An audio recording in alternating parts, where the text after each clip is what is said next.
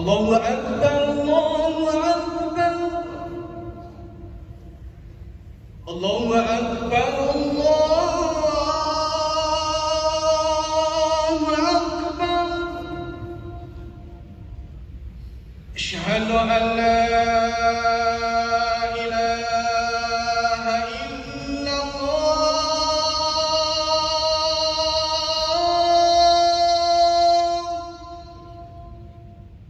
Asyhadu an la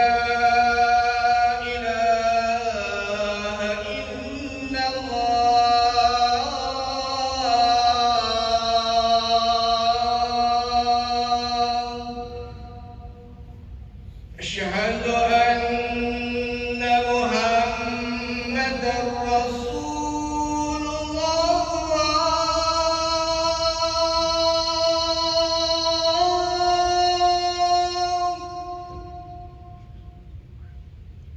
أشهد أن محمدًا رسول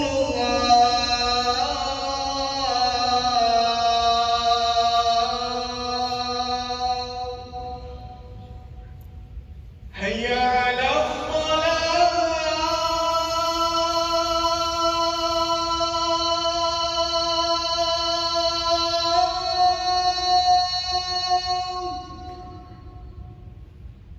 حي على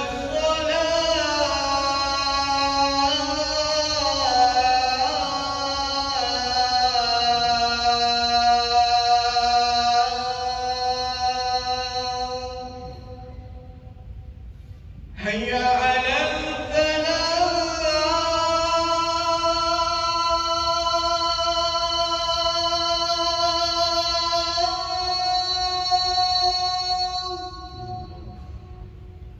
حي على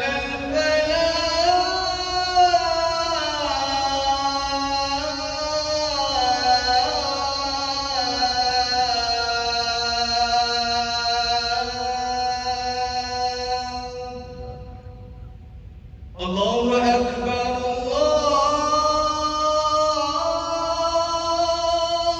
أكبر. لا إله إلا الله.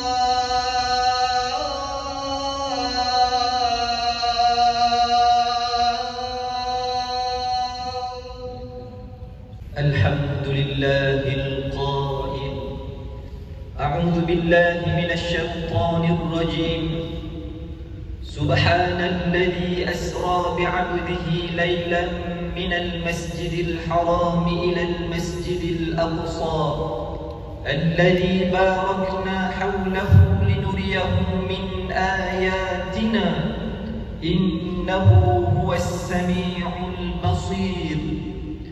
أشهد أن لا إله إلا الله وحده لا شريك له، وأشهد أن محمدًا عبده ورسوله. اللهم صل وسلم على نبينا محمد وعلى آله وصحبه ومن دعا بدعوته إلى يوم الدين.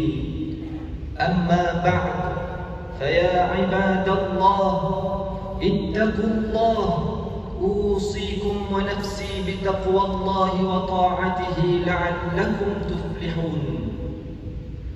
Sidang jemaah yang dirahmati Allah, marilah kita bertakwa kepada Allah Subhanahu wa ta'ala dengan melaksanakan segala perintahnya dan meninggalkan segala larangannya. Mudah-mudahan kehidupan kita sentiasa dalam naungan Allah Subhanahu wa ta'ala.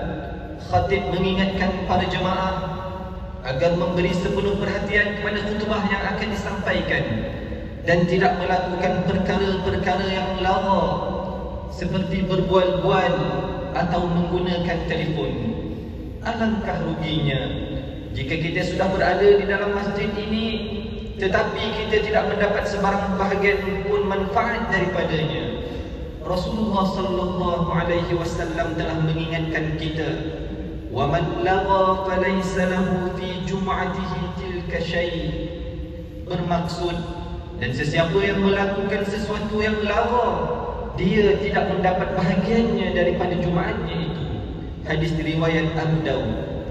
Pada hari ini, khatib akan menyampaikan khutbah yang bertajuk peristiwa Isra' dan Mi'raj. Sebelum itu, khatib juga ingin mengingatkan sidang jemaah sekalian agar terus istiqamah mengimarahkan masjid, surau dan majlis-majlis ilmu, serta saling berpesan antara satu sama lain dalam usaha menyeru melakukan kebaikan dan memberi peringatan dalam mencegah sebarang bentuk kemungkaran. Kita telah pun berada di penghujung bulan Rajab dan lebih kurang 33 hari sahaja lagi akan tibanya Ramadan Al-Mubarak. Maka marilah kita gigih meningkatkan amal ibadah dan sentiasa bertaubat memohon keampunan dari Allah Subhanahu wa taala. Teruskan berdoa buat saudara-saudara kita di Turki dan Syria dan salurkan sumbangan buat mereka melalui 3 masjid utama JAKIM, dan sumbangan tersebut akan disalurkan ke dalam tabung musaadah bagi mangsa-mangsa gempa bumi di Turki dan Syria. Mudah-mudahan kita semua termasuk dalam kalangan hamba-Nya yang diredai dan diberkati. Sidang jemaah yang dirahmati Allah, peristiwa Isra' dan Mi'raj merupakan salah satu mukjizat agung yang dikurniakan oleh Allah Subhanahu wa taala kepada Nabi Muhammad sallallahu alaihi wasallam sebagai satu bentuk penghormatan dan keistimewaan baginda sallallahu alaihi wasallam berbanding nabi-nabi yang lain. Selain itu juga, peristiwa ini menjadi penghibur setelah baginda sallallahu alaihi wasallam menerima layanan yang sangat buruk dari penduduk Taif. Peristiwa Isra' dan Mi'raj terjadi pada tahun ke-10 kenabian. Namun para ulama berselisih pendapat tentang waktu kejadian. Namun begitu, tidak ada perselisihan tentang kebenaran peristiwa ini kerana ia jelas diabadikan dalam Al-Quran dan hadis. Allah Subhanahu wa taala menyebutkan peristiwa ini pada 2 tempat dalam Al-Quran, iaitu dalam surah Al-Isra' ayat pertama sebagaimana yang dibacakan pada awal khutbah tadi, dan pengalaman Nabi Muhammad sallallahu alaihi wasallam melihat Jibril alaihi salam secara terus di Sidratul Muntaha sebagaimana diceritakan dalam surah An-Najm ayat 13 hingga 18. Sidang jemaah yang dikasihi sekalian, dalam peristiwa ini terdapat beberapa kisah penting yang diceritakan melalui beberapa hadis. Antaranya pertama, peristiwa pembelahan dan pembersihan dada Nabi Muhammad sallallahu alaihi wasallam seperti yang direkodkan oleh Imam Al-Bukhari, Imam Muslim dan Ibnu Asakir. Kedua, Isra', iaitu perjalanan ruh dan jasad Nabi Muhammad sallallahu alaihi wasallam menaiki burak dari Masjidil Haram ke Masjidil Aqsa. Ketiga, Nabi Muhammad sallallahu alaihi wasallam diberi pilihan antara arak atau susu. Nabi memilih susu dan Jibril alaihi salam berkata, "Engkau telah memilih sesuai dengan fitrah." Ia sebagai isyarat bahawa Islam merupakan cara hidup yang paling sesuai dan bertepatan dengan fitrah manusia. Keempat, Mi'raj, iaitu perjalanan baginda sallallahu alaihi wasallam dibawa naik melalui beberapa lapisan langit. Dalam perjalanan Mi'raj ini pula diceritakan bahawa Nabi Muhammad sallallahu alaihi wasallam berjumpa dengan beberapa orang nabi terdahulu hingga akhirnya perjalanan Rasulullah sallallahu alaihi wasallam sampai ke Sidratul Muntaha. Di sinilah Allah Subhanahu wa taala mewajibkan kepada Nabi Muhammad sallallahu alaihi wasallam dan umatnya untuk mendirikan solat 50 kali sehari semalam, yang akhirnya dikurangkan kepada 5 waktu sehari semalam. Sidang jemaah yang dirahmati Allah, peristiwa agung Isra' dan Mi'raj ini benar-benar menguji keyakinan dan keimanan bukan sahaja umat yang ada pada waktu itu, tetapi juga menguji keimanan kita yang ada pada hari ini. Mampukah kita bertindak seperti Abu Bakar radhiyallahu anhu yang begitu sangat yakin terhadap Rasulullah sallallahu alaihi wasallam dan segala berita yang dibawa oleh baginda sallallahu alaihi wasallam? ketika Rasulullah sallallahu alaihi wasallam menceritakan pengalamannya dalam peristiwa Isra' dan Mi'raj ini, sebahagian besar masyarakat yang ada pada ketika itu mentertawakan baginda sallallahu alaihi wasallam dan mendakwa baginda berdusta dan gila. Hasil peristiwa ini yang menatijahkan kefarduan solat 5 waktu juga menjadi ujian keyakinan dan kesungguhan kita umat Islam dalam melaksanakan tuntutan solat 5 waktu sehari semalam. Pensyariatan ibadah agung yang diterima dalam peristiwa agung ini menjadi petunjuk betapa tingginya nilai ibadah solat yang Allah Subhanahu wa taala sebutkan juga bahawa solat itu dapat mencegah seseorang dari melakukan perbuatan keji dan mungkar.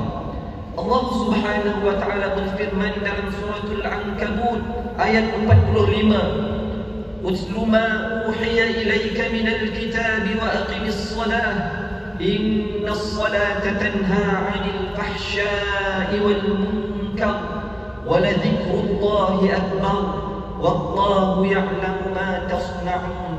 Bermaksud, bacalah serta ikutlah wahai Muhammad akan apa yang diwahyukan kepadamu dari Al-Quran, dan dirikanlah solat dengan tekun. Sesungguhnya solat itu mencegah dari perbuatan yang keji dan mungkar, dan sesungguhnya mengingati Allah adalah lebih besar faedahnya dan kesannya. Dan ingatlah, Allah mengetahui akan apa yang kamu kerjakan. Solat itu kefarduan yang diwajibkan atas tiap-tiap individu mukallaf dan mesti ditunaikan kerana ia merupakan ibadah pertama yang akan dihisab oleh Allah Subhanahu wa taala di hari akhirat kelak. Nabi sallallahu alaihi wasallam bersabda, "Awwal ma yuhasabu bihi al-'abdu yawm al-qiyamati as-salah, fa in salahat salaha lahu sa'iru 'amalihi wa in fasadat fasada sa'iru 'amalihi." Bermaksud, sesungguhnya amalan yang mula dihisab oleh atas seseorang hamba pada hari kiamat adalah solat. Sekiranya baik solatnya, maka baik segala amalannya. Sekiranya buruk solatnya, maka buruk segala amalannya. Hadis riwayat Imam At-Tabarani.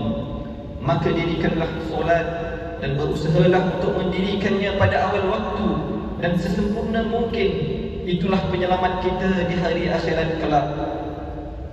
Sidang jemaah yang dikasihi sekalian, selain itu juga peristiwa agung ini menunjukkan kepada kita betapa sucinya Masjid Al-Aqsa yang terletak di Baitul Maqdis, Palestin.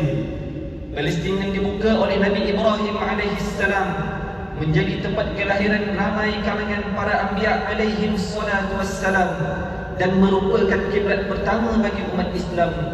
Maka Baitul Maqdis dan terletaknya Masjid Al-Aqsa merupakan tanah suci bagi umat Islam, namun tidak menghalang penganut agama lain berkunjung mengikut kepercayaan mereka.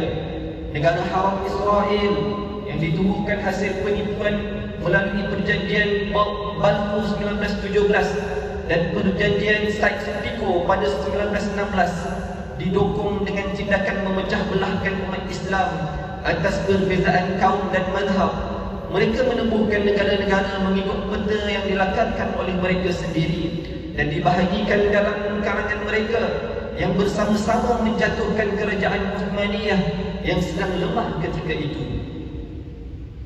Maka inilah peranan kita umat Islam untuk sama-sama memelihara kesucian dan memperjuangkan kebebasan Palestin dari jengkaman Zionis Israel.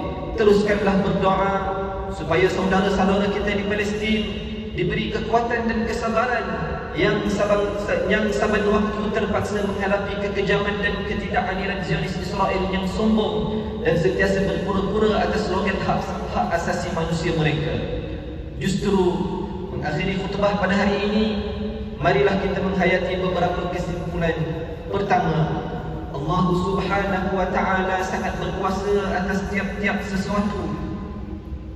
Tiada yang mustahil bagi Allah Subhanahu wa taala jika Dia menghendaki berlakunya sesuatu perkara, walaupun ia mustahil pada akal manusia yang lemah. Kita wajib mengimani dan meyakini keagungan Allah Subhanahu wa taala.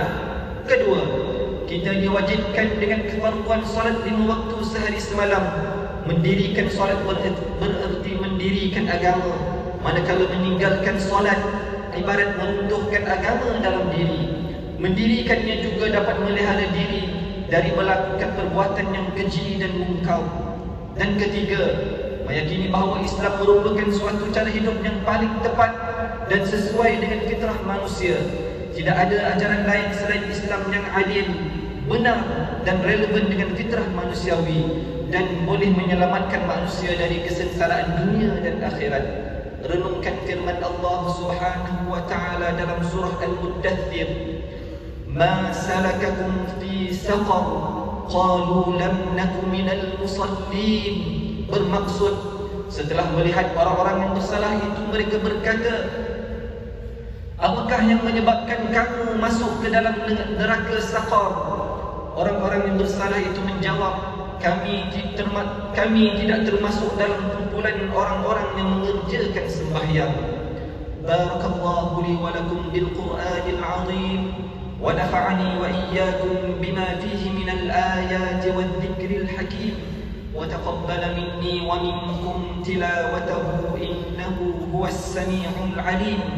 أقول قولي هذا وأستغفر الله العظيم لي ولكم ولسائر المسلمين والمسلمات والمؤمنين والمؤمنات الأحياء منهم والأموات فاستغفروه إنه هو الغفور الرحيم.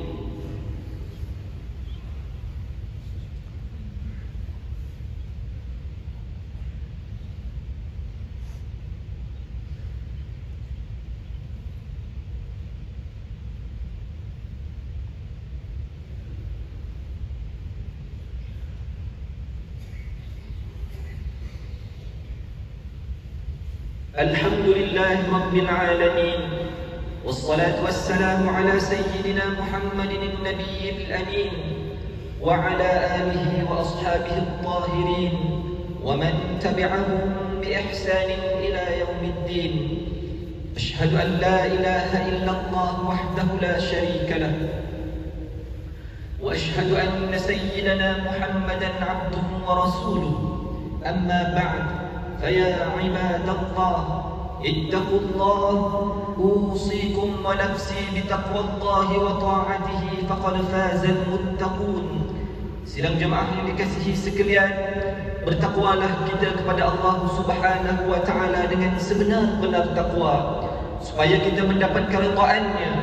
Khatib juga ingin menyeru kepada seluruh umat Islam di negara ini supaya kekal bersatu padu atas dasar Islam. Sesungguhnya persaudaraan Islam itu sangat mahal harganya dan sentiasa menjadi sasaran para musuh Islam untuk menghancurkannya. Hentikanlah segala percakaran dan tinggalkanlah segala perselisihan, kerana ia hanya merugikan agama, bangsa dan negara. Walau apa jua perbezaan yang ada, Islam menuntut kepada kesatuan ummah dan bukanlah alasan untuk kita saling bermusuhan.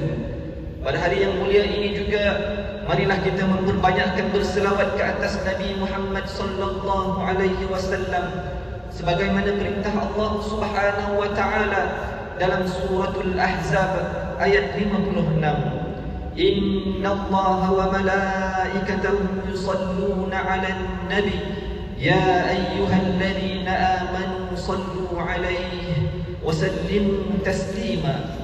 اللهم صل وسلم على سيدنا محمد وعلى آل سيدنا محمد كما صليت على سيدنا إبراهيم وعلى آل سيدنا إبراهيم وبارك على سيدنا محمد وعلى آل سيدنا محمد كما باركت على سيدنا إبراهيم وعلى آل سيدنا إبراهيم في العالمين إنك حميد مجيد.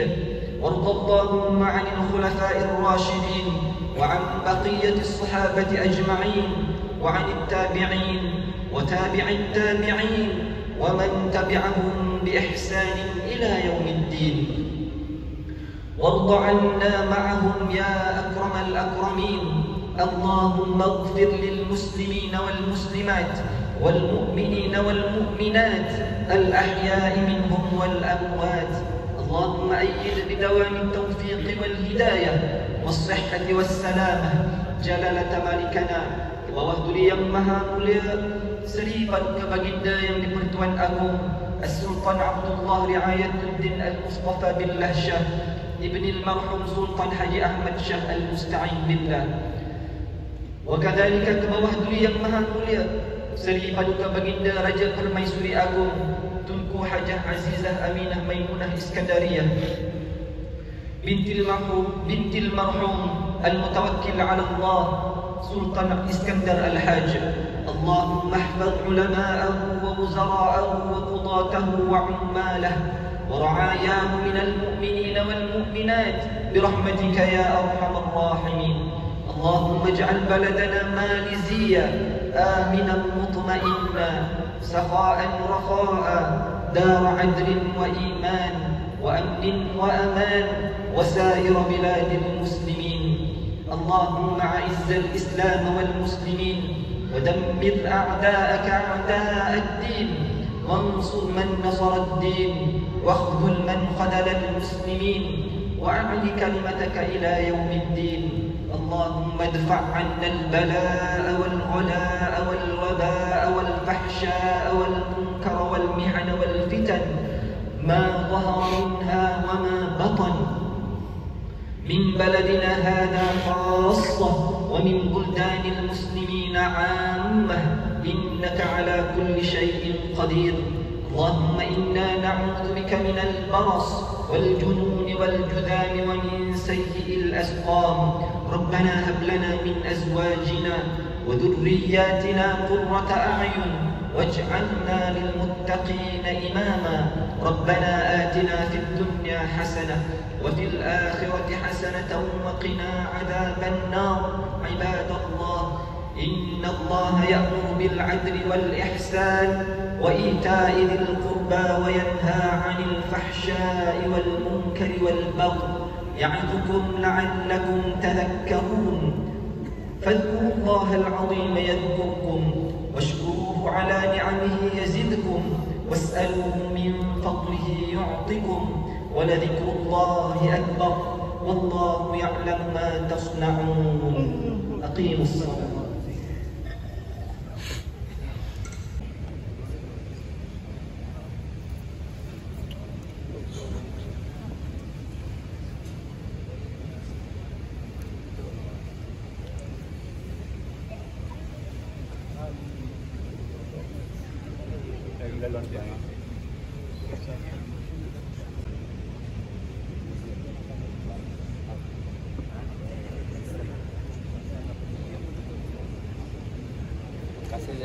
সালাম দিতে পারবেন আসতে সালাম দিতে পারবেন আপনারা সমস্যা